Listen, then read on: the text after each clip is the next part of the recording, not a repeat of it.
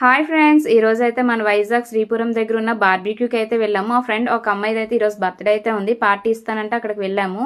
First అయితే starters అయితే order చేసుకున్నాము. నేనైతే ఫస్ట్ మటన్ సూప్ అయితే టేస్ట్ చేశాను, చాలా బాగుంది. స్టార్టర్స్ కూడా అన్ని చాలా బాగున్నాయి. కొంచెం కొంచెం టేస్ట్ చేశాను. తర్వాత కూల్ డ్రింక్ అయితే వచ్చింది. చల్లగా కూల్ డ్రింక్ అయితే పొట్టలో వేసేసాము. ఆ సెక్షన్ అయిపోయిన ఫుడ్ సెక్షన్కి అయితే వెళ్ళిపోయాము.